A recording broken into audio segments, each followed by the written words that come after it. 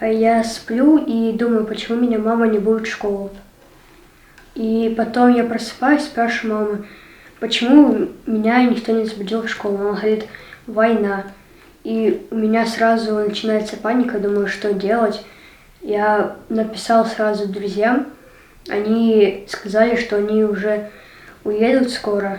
И я тоже хотела маме сказать, что мы уехали отсюда, но мы по итогу остались.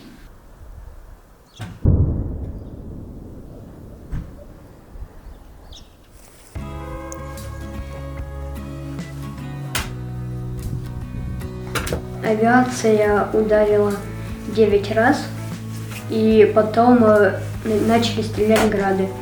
Мы пошли в подвал, там еще ничего не было. Было холодно, сыро, везде капала вода. И папа быстро вылазил, выносил из дома в подвал все, что нам нужно было. Мы в подвале где-то просидели недели 2. Мы боялись выходить, и мама с папой иногда выходили готовить на костре. Были огурцы малосольные, сало и сырые яйца. Мы даже боялись выйти на улицу, закипятить чай. Боялись растопить печь, чтобы не было видно дыма. Потом, когда мы видели, что некоторые люди тоже дома топят, тогда мы стали тоже топить печь. И там кипятили в турочке воду, чтобы чай попить.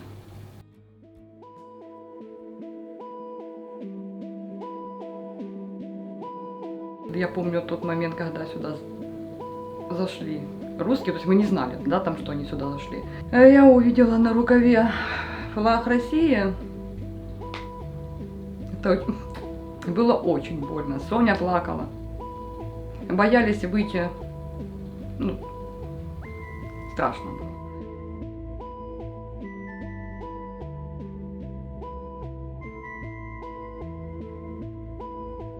Я стал немного понимать все, что происходит, разбираться немного, где что летит, когда надо прятаться, когда нет.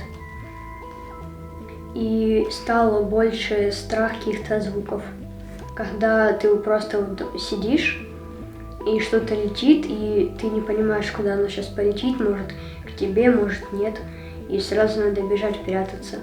И после того, как нам в дом прилетело, вот это все и началось.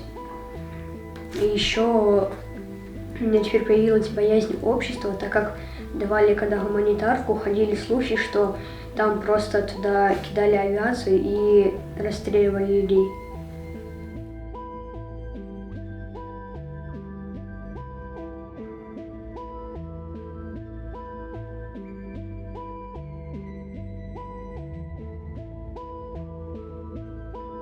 Меня сейчас радует жизнь, что война отошла чуть дальше от нашего города, и не так уж слышны выстрелы, и что уже хотя бы есть свет, вода и газ.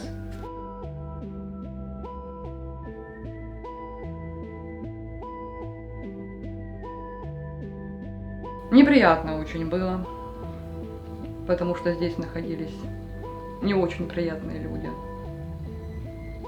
И когда Украина зашла, это были слезы радости.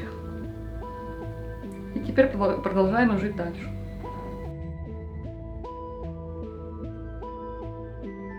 Когда тут были россияне, то я знал, что Украина не будет бомбить по мирному населению. А сейчас, когда пришла Украина, я отбила территорию, то теперь я знаю, что России наплевать на мирное население, и она бомбит туда, куда попадет.